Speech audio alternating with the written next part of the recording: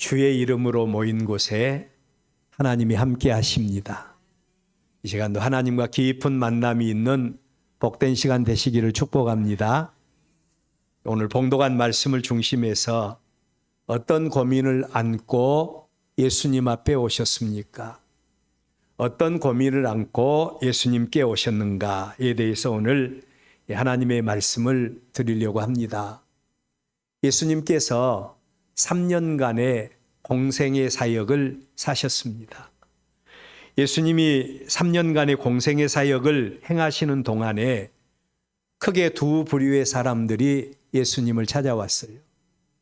첫 번째 부류의 사람들은 인생의 여러 가지 문제, 인생의 여러 가지 고통과 고민 가운데 있던 사람들이 예수님을 찾아왔습니다. 그들이 직면한 문제들은 이 땅에 사는 모든 사람들이 공통적으로 가지고 있었던 그런 문제들이었어요. 여러 가지 질병의 문제, 가난의 문제, 배고픔의 문제, 그리고 귀신 들림으로 인한 고통의 문제, 죽음의 문제, 죄의 형벌로 인해서 당할 수 있는 모든 문제들, 이 문제로 인해서 수고하고 무거운 고통 가운데 있는 자들이 예수님께서 천국 복음을 전하시자 예수님 앞으로 몰려들기 시작했고 예수님을 만나게 되는 그런 계기가 되었습니다.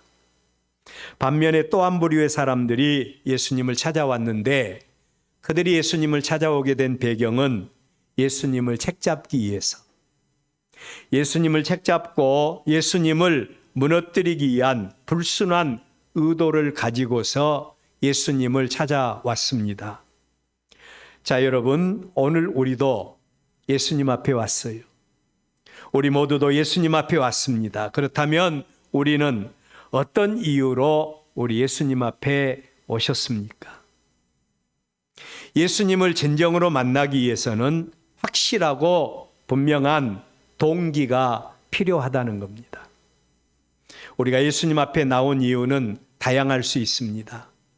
제가 알고 있는 어떤 분은 가정의 평화를 위해서 교회를 나오셨던 그런 분도 계시다는 말씀을 들었어요. 교회 나가지 않으면 아내가 하도 성가시게 하니까, 그냥 엄마가 하도 성가시게 하니까 평화를 위해서 교회에 나온 사람들. 또 어떤 사람들은 예수님 앞에 나오기만 하면 희한하게도 마음이 평안하고 그리고 마음의 쉼을 얻는 사람들. 그래서 예수님 앞에 나오는 그런 사람도 있어요. 어떤 사람은 인생의 여러 가지 문제, 여러 가지 고민을 안고 예수님 앞에 나오신 분도 계십니다.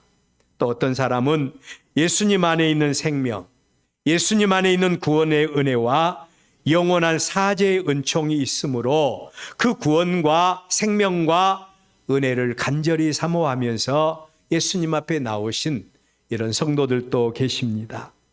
여러분, 우리 예수님은 아무라도 만나주신 분이 아니십니다. 중심을 보신 예수님께서 그 마음에 간절함이 있는 사람, 그 마음에 간절함이 있는 사람, 그 마음에 사모함이 있는 이런 사람들에게 만나주시고 그리고 그들의 문제를 해결해 주시는 것입니다. 우리 예수님께서 3년간의 공생의 사역을 다 마무리하시고 마지막 예루살렘을 향하여 올라가시는 길입니다. 이제 우리 예수님은 예루살렘에 올라가시면 대제사장과 그리고 또한 로마의 병사들에 의해서 죽임당하시고 십자가에 못 박아 죽으실 겁니다. 그런 예수님께서 예루살렘으로 올라가시는 길에 여러 가지 마음이 아마 심란했을 수도 있을 거예요. 그런데도 불구하고 그 길에서 우리 예수님께서 특별히 여리고성을 경유하는 그런 길을 택하셔요. 여리고성을 경유하는 길을 택하십니다. 그 이유는 그 성에 거지요 소경이었던 바디메오라고 하는 사람이 살고 있었기 때문에 예루살렘으로 올라가는 많은 길 가운데서 하필이면 예수님이 여리고성을 경유하는 이 길로 올라가게 된 것입니다. 이 거지요 소경인 바디메오에게는 평생의 소원이 있었어요. 그는 나면서부터 소경으로 태어난 사람이었고, 그리고 그는 길에서 거렁뱅이로 얻어먹고 살 수밖에 없는 아주 비참한 인생을 사는 이런 거지였는데, 그 마음에 예수님에 대한 소문을 듣고 예수님을 만나는 것, 이게 이 거지 소경의 평생의 소원입니다. 예수님을 만나서 그의 문제를 해결받고, 그리고 나도 사람답게 살아보고 싶다. 이게 이 거지의 소원이었어요. 여러분, 아무리 우리가 마음으로 어떤 일에 대한 소원을 가지고 있다 할지라도 과연 그 일이 가능할 수 있을까요? 이 거지 소경의 주변에 있는 많은 사람들은 예수님이 지나가시는 그 길에서 거지 소경이 큰 소리로 다윗의 자손 예수여 나를 불쌍히 여겨달라고 외치는 그 순간에도 많은 사람들은 이 거지에게 말하기를, 야야, 시끄럽다. 건강한 우리도 예수님을 만나지 못하는데 너 같은 거지 소경을 예수님이 만나 주시겠냐? 예수님이 만나 주시겠냐라고 하면서 이 소경 앞에서 핀잔하고, 그리고 또한 이 소경에 대해서 만류하는 이런 사람들도 많이 있었어요. 그런데 여러분, 우리 예수님께서는 이 거지요 소경인 바디메오를 만나 주셨습니다. 이 거지 소경을 만나 주셨어요. 그리고 그의 눈을 뜨게 해 주셨습니다. 예수님은 이렇게 사람의 중심을 보시고, 그리고 간절함을 가지고 예수님께 나오는 사람들, 예수님은 절대로 외면치 않으신다는 것입니다. 오늘 예배의 자리로 인도함을 받은 우리는 어떤 마음을 가지고 이 자리에 오셨습니까? 중심을 보시고 만나주시는 하나님께서 우리 한 사람 한 사람의 마음을 보시고 응답해 주시고 만나주시는 은혜가 있기를 축원합니다. 제가 이 말씀을 드린 이유는 오늘 우리의 본문에 예수님을 찾아온 한 율법사에 대한 이야기를 하려고 그래서 그랬습니다. 이 율법사는 구약 율법의 전문가입니다. 율법의 전문가. 다른 말로 하면 서기관이라고도 합니다. 그런 사람이 예수님을 찾아왔어요. 그가 예수님을 찾아온 이유는 예수님을 통해서 인생의 문제를 해결받기 위해서 예수님을 찾아온 게 아니었습니다.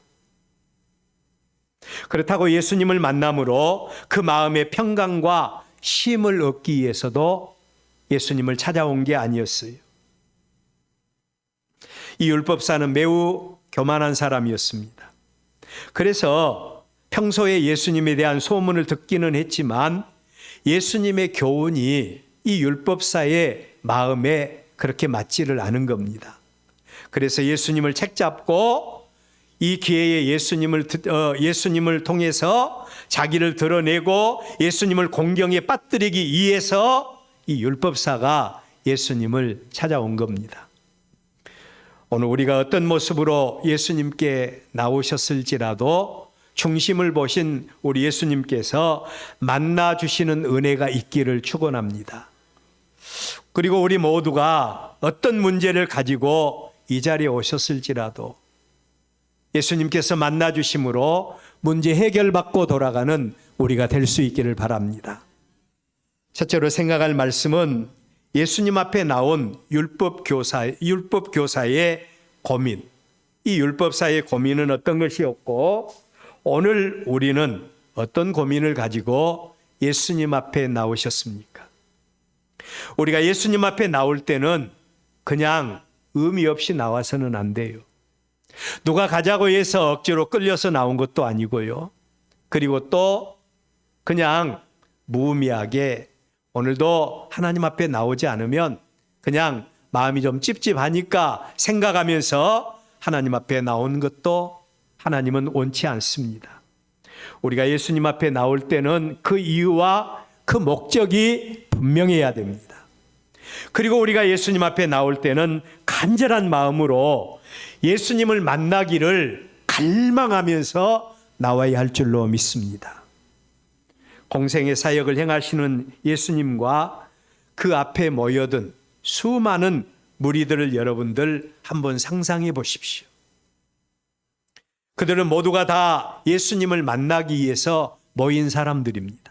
그런데 그러한 그들 가운데서 다 같이 예수님을 만나지를 못했다는 겁니다. 그 많은 무리들 가운데서 예수님을 만나 문제 해결받고 돌아가는 사람들은 극소수에 불과했다는 것입니다. 그렇다면 예수님이 특별히 만나주신 무리들, 어떤 무리들이었을까요? 예수님이 만나주신 무리들 어떤 무리였습니까? 그들은 문제 가운데서 고통당하던 무리들입니다. 인생의 문제로 고민하고 인생의 문제로 고통하던 자들이 예수님께 나왔고, 그리고 예수님을 통해서 문제 해결받기 위해서 간절한 마음을 가지고 예수님께 나와서 예수님을 향하여 부르짖었을 때 예수님은 그들에게 만나주신 겁니다. 오늘 우리에게도 그런 간절한 마음이 있어야 돼요. 여러분은 어떤 간절함과 어떤 사모함으로 예수님 앞에 나왔습니까? 12회를 혈루병으로 고통당하는 여인이 있었습니다. 누구를 만나서도 문제 해결받지 못하는데 예수님을 만나면 문제 해결받겠다 생각하고 예수님께 나왔어요. 근데 문제는 많은 인파들로 말미암아 예수님을 만날 수 없는 겁니다. 뜻이 있는 곳에는 반드시 길도 있습니다. 우리가 사모하는 심령으로 주님 앞에 나올 때 주님은 어떤 모습으로든지 우리에게 만나 주실 줄로 믿습니다. 이 혈루증 여인도 예수님의 뒷공간이 비어있는 모습을 보고 뒤로 돌아가서 예수님 옷자락만 만져도 병이 나을 줄 믿고 만졌습니다. 예수님이 만나 주신 겁니다. 귀신 38년 된 중풍병자가 간절한 마음으로 예수님을 사모했고 병 낫기를 원했을 때 예수님이 만나 주셨어요. 귀신 들림으로 인해서 고통당하던 딸의 안타까움을 보고 예수님을 만나기를 원했던 가나안 여인의 간절한 부르짖음을 예수님이 들으시고 응답해 주셨습니다. 고난 속에서, 고통 가운데서 예수님을 만날 수 있었던 모든 사람들의 특징적인 모습이 바로 이 모습이에요. 그런데 오늘 우리의 본문에 이 한 율법 교사가 예수님을 만나는 장면, 그리고 예수님께서 그를 만나 주신 그 모습은 조금 좀 특별한 경우로 볼 수가 있어요. 이 율법 교사는 율법의 전문가였다고 했습니다. 다른 말로 율법에 능통한 서기관이었어요. 그런데 그러한 그가 예수님을 만나게 되었고 예수님과 직접 대면하며 대화를 하게 된 겁니다. 표면상으로 볼 때 이 율법사에게는 아무런 문제도 없어 보입니다. 평소에 그는 자신이 하나님의 율법을 가장 많이 알고 있고, 그리고 그 율법을 잘 준행하며 살아온 자라고 항상 자신감에 넘쳐 있었던 사람이 바로 이 율법사입니다. 그래서 그는 자신 있게 예수님 앞에 나왔습니다. 그리고 예수님 앞에 나와서 예수님을 한 말에 KO 시켜버릴 수 있는, 예수님을 많은 사람들 앞에서 망신시킬 수 있는 그런 말이 무엇인가를 찾게 되었고, 율법으로도 해결할 수 없는 그 일을 가지고 예수님께 나온 겁니다. 그리고 한 가지 문제를 예수님 앞에 내놓았어요. 그것은 모든 사람들이 공통적으로 고민하던 그런 문제입니다. 여러분에게 있어서 공통적으로 고민하는 게 뭡니까? 어떤 사람이 연세 많으신 어르신을 찾아와서 늙은 것에 대해서, 사람이 늙는다는 것에 대해서 혹시는 어떤 생각을 가지고 있는가? 인생에 대해서 어떤 의미를 가지고 있는가? 그리고 노년에 대해서 어떤 생각을 가지고 있는가? 이렇게 물었을 때 이 노인은 아주 담담하게 그냥 세월이 되니까, 늙어야 되니까 늙은 것밖에 없다. 그런 이야기를 하고 죽음에 대해서 두렵지 않느냐고 하니까 그냥 당연한 것으로 받아들여야 되지 않겠냐. 그렇게 이야기하는 것을 들은 적이 있습니다. 자, 여러분, 우리가 나이 들고 이제 나이 들다 보면 우리는 이제 이 세상을 사는 날보다는 우리가 하나님 앞에 갈 날이 더 가까워졌다는 사실을 우리는 더 실감할 수밖에 없지요. 이 율법사도 모든 사람들이 공통적으로 고민하던 문제입니다. 그게 뭔고 하니 사람이 어떻게 하면 영생을 얻을 수가 있습니까? 어떻게 하면 영생을 얻을 수가 있습니까? 라고 하는 문제입니다. 율법에 정통한 이 서기관이라도 율법은 사람들로 하여금 죄를 깨닫게 하고 사람의 힘과 사람의 능력으로는 하나님을 영화롭게 할 수 없다. 이 사실을 우리에게 알려주는 것. 죄가 죄인 것을 알려주는 것이 바로 율법의 역할인 겁니다. 그러므로 이 율법사도 역시 율법의 문제로 해결하지 못한 부분들, 이것들 가지고 예수님 앞에 나와서 어떻게 하면 사람이 영생을 얻을 수 있느냐고 묻습니다. 다른 말로 하면 어떻게 하면 하나님을 영화롭게 하고 하나님의 은혜의 보좌 앞에 나아갈 수 있겠느냐고 하는 그런 물음이라고 할 수 있겠지요. 사랑 많으신 예수님은 그 율법사의 표면적인 모습은 보지 않고 그 중심을 보시고 그를 만나주셨어요. 그리고 길이요 진리요 생명이신 예수님답게 영생에 이르는 길을 확실하게 제시하십니다. 예수님은 그 율법사에게 되물었어요. 너는 율법의 전문가가 아니냐? 우리에게 예수님께서 말씀하신다면 너는 예수 믿은 지 오래됐지 않느냐? 하나님 말씀 많이 들었지 않느냐? 잘 알고 있지 않느냐? 이런 말씀하고 똑같아요. 그리고 말씀하시기를 율법에 뭐라고 기록이 되었고 너는 그 율법을 어떻게 읽고 있느냐라고 다시 질문합니다. 그때 이 율법사는 율법의 전문가답게 누구도 생각하지 못한 율법의 대헌장에 대해서 말씀을 합니다. 그게 뭔고 하니 27절 말씀이에요. 우리 한번 다 같이 한번 읽어볼까요? 시작. 대답하여 이르되 내 마음을 다하며 목숨을 다하며 힘을 다하며 뜻을 다하여 주 너희 하나님을 사랑하고 또한 내 이웃을 내 자신과 같이 사랑하라 하였나이다. 아멘. 여러분, 이 말씀은요, 율법의 대헌장입니다. 율법의 대헌장이에요. 십계명의 말씀을 정확하게 축약한 말씀이 이 말씀입니다. 하나님을 사랑하라는 겁니다. 여러분, 하나님을 어떻게 사랑하라고 말을 해요? 마음을 다하라는 거죠. 그리고 목숨을 다하라는 거죠. 힘을 다하라는 것이죠. 뜻을 다해서 네 하나님 여호와를 사랑하라고 말씀을 합니다. 이게 바로 율법이죠. 또 하나, 내 이웃을 내 자신과 같이 사랑하라 하였나이다.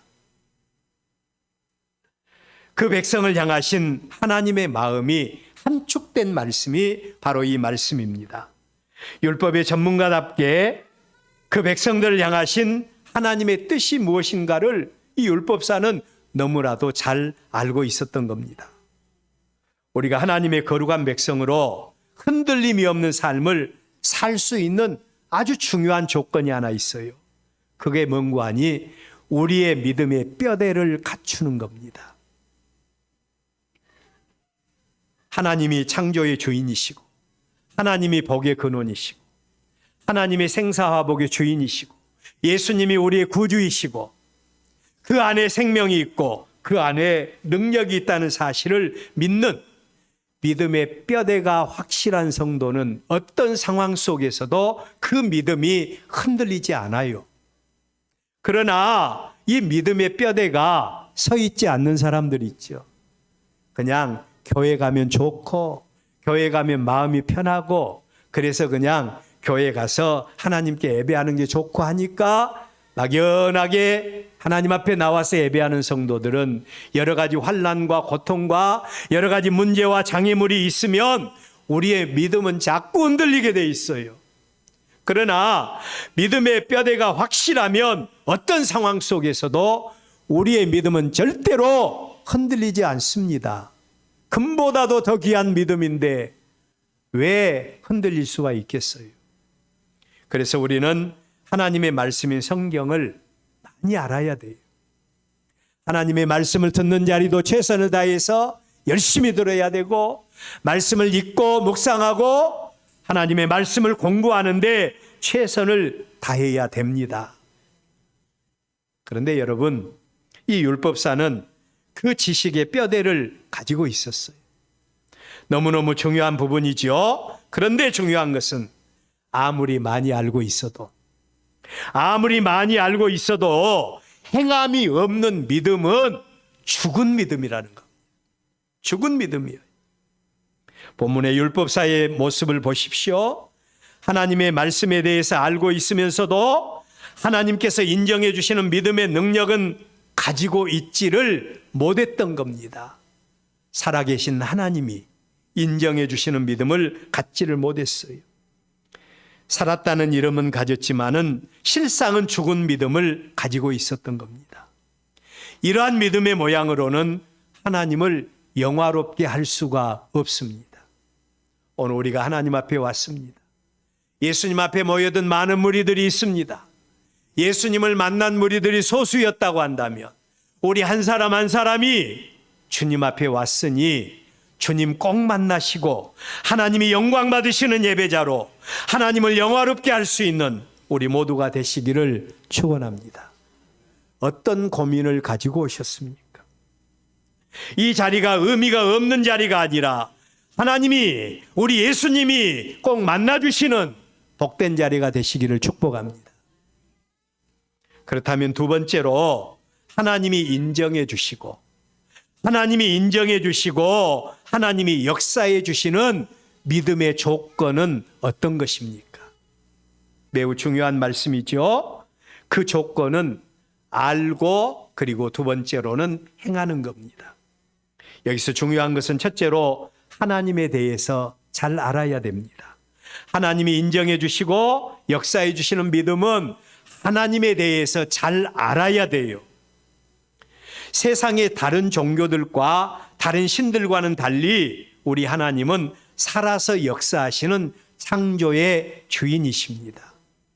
세상의 신들은요, 알면 알수록 우리에게 허무와 그리고 또한 알면 알수록 그 신에 대한 그런 신심이 사라질 수밖에 없어요. 왜냐하면 사람이 만든 신은, 사람의 논리로 만든 신은 알면 알수록 그 신을 의뢰할 수 없는 겁니다.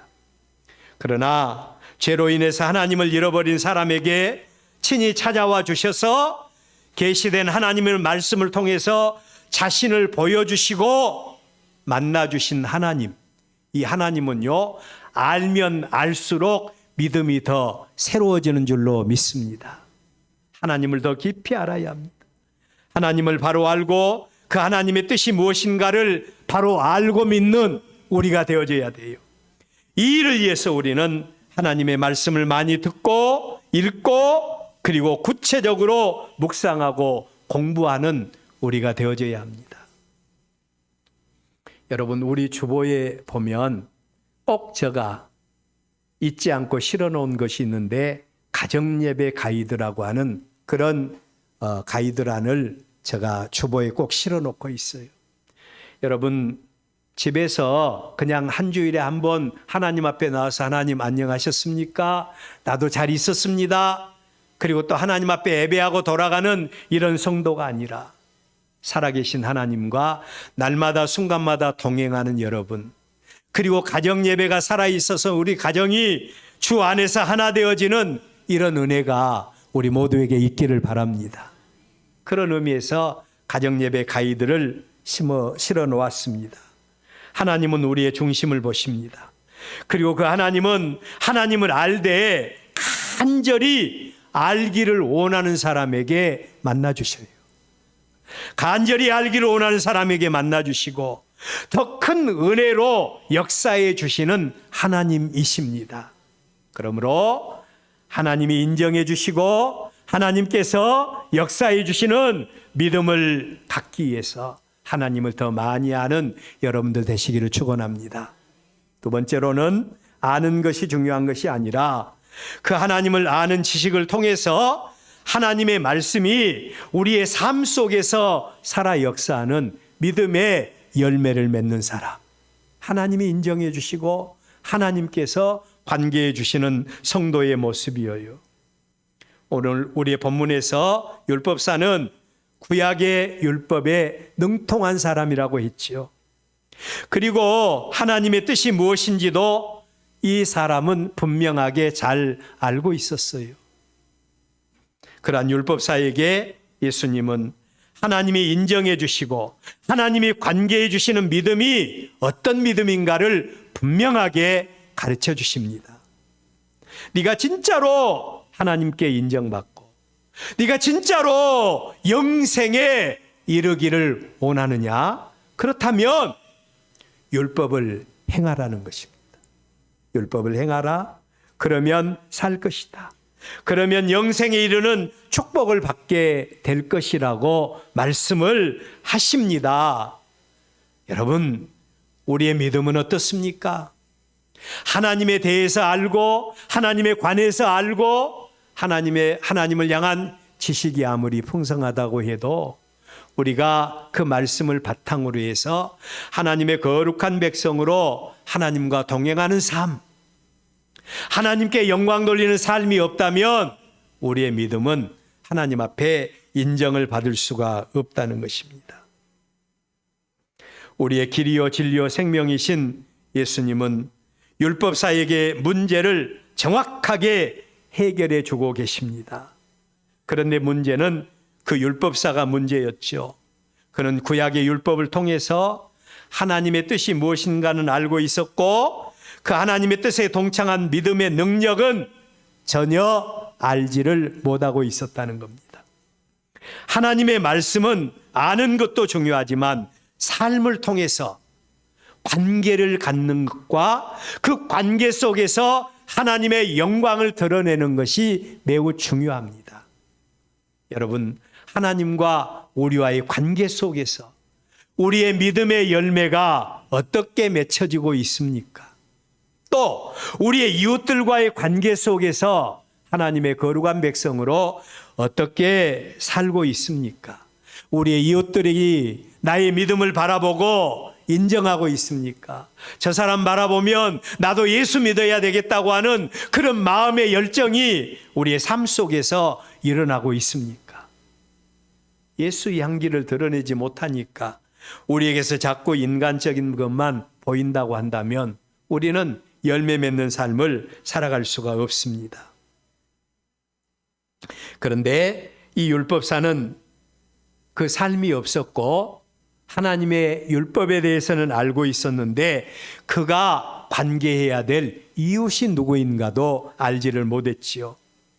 말씀드린 대로 살았다고 하는 이름은 가졌지만 죽은 믿음을 가지고 있었던 겁니다.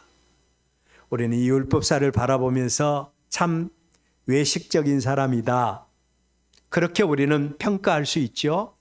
우리는 남들을 바라보면서 평가하기는 쉬워하면서 나 자신에 대해서는 늘 우리는 인색할 때가 많습니다. 사람이니까, 그리고 또 나는 평신도니까 그러면서 자신을 합리화시키려고 하는데 오늘 저와 여러분은 하나님 앞에서는 자신을 합리화시켜서는 안 됩니다. 이 율법사가 빠져 있었던 그 함정, 오늘 우리의 신앙생활 가운데서도 우리가 빠지기 쉬운 그런 함정이라는 사실을 우리는 기억해야 됩니다. 우리의 믿음이 지식적이고 우리의 믿음이 살았다는 이름은 가졌지만 죽은 믿음으로 흘러가서는 안 됩니다. 이 일을 위해서 우리는 늘 깨어 있어야 됩니다. 마지막으로 우리는 어떤 고민을 가지고 예수님께 오셨습니까? 어떤 고민을 가지고 예수님께 오셨습니까? 죄로 인해서 하나님을 잃어버린 우리를 하나님은 오늘 또 간절히 만나 주시기를 원하세요. 우리의 생각은 율법적인 개념을 가지고 하나님이 우리를 자꾸 피하신다. 하나님이 우리가 아무리 하나님께 가까이 나와도 부르짖어도 하나님이 나를 만나 주시기를 원치 않으신다. 그렇게 생각할 수도 있을 거예요. 그러나 하나님은 오늘 또 우리에게 만나 주시기를 원하십니다. 그리고 그 만나 주시는 통로를 우리에게 주시는데 우리가 깨달지 못하면 하나님은 고난이라고 하는 통로, 때로는 고통과 여러 가지 인생의 문제를 하나님께서 사용하셔서 우리들 가운데 다가오기를 원하세요. 혹시 삶 속에서 문제가 있습니까?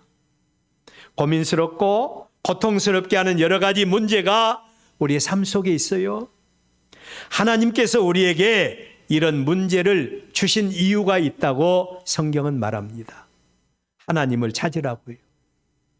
하나님을 찾으라고 우리에게 고통을 주셨고 고난을 주셨고 문제를 주셨다는 거예요. 하나님 찾으십시오. 하나님을 간절히 부르짖으라고 하는 신호로 받으시기를 바랍니다. 이걸 바로 깨닫게 하는 것이 살아서 역사하는 믿음이에요. 하나님의 주권을 인정하고 구원자요 치료자로 오신 예수님을 아는 지식을 가진 성도라면 여러 가지 문제 가운데서 무조건 그 문제를 하나님께로 가지고 나와야 합니다. 그 길만이 살 길입니다. 그 길만이 살 길입니다. 사단 마귀는 우리가 당면한 여러 가지 문제를 통해서 우리에게 역사합니다. 마귀의 특징이 있어요. 우리에게 걱정과 근심과 불안과 염려와 여러 가지 문제의 탈을 쓰고 우리에게 다가옵니다.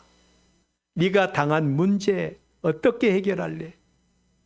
네가 당한 문제, 이 문제로 인해서 너는 이제 망할 수밖에 없을 거야. 그 문제로 인해서 너는 쓰러지고 넘어질 수밖에 없을 거야. 누구도 너를 인정하지 않을 거야. 마귀는 자꾸 우리에게 부정적인 생각을 주입을 시켜주고 있습니다.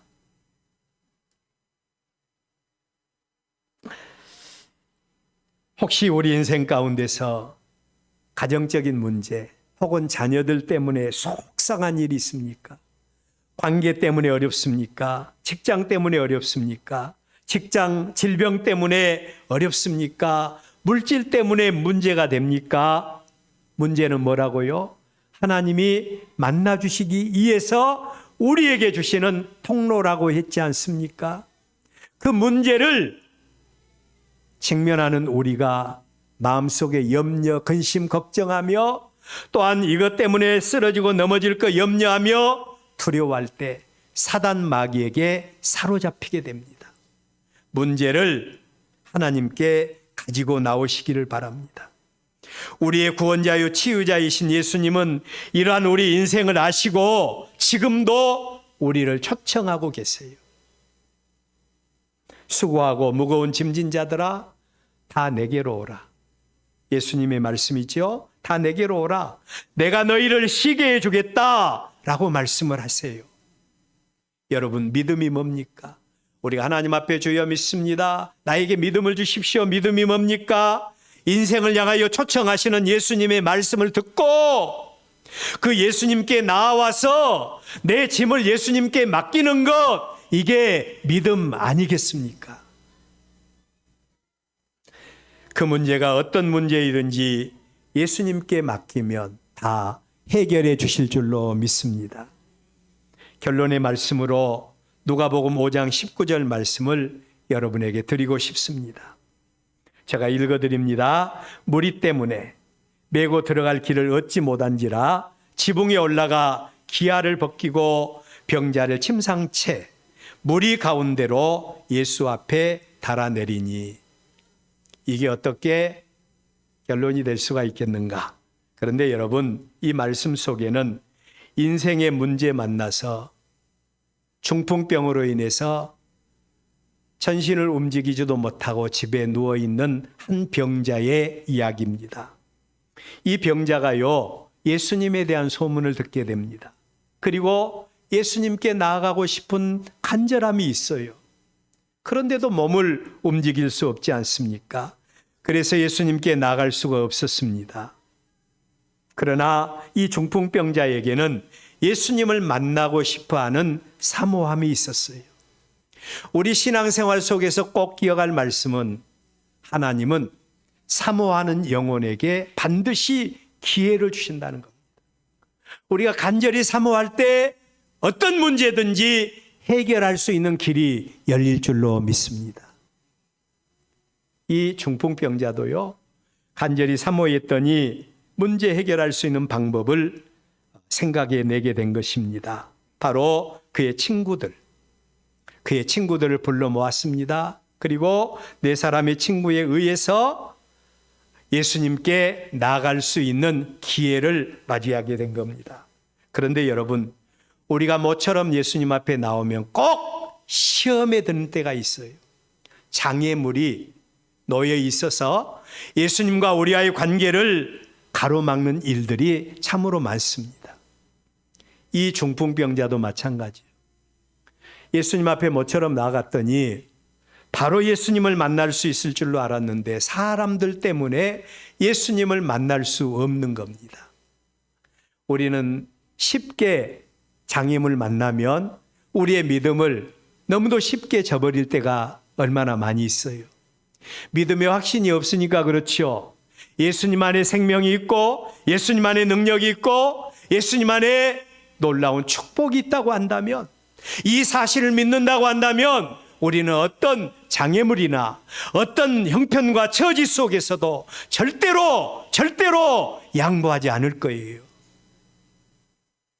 이 중풍병자도 마찬가지였죠.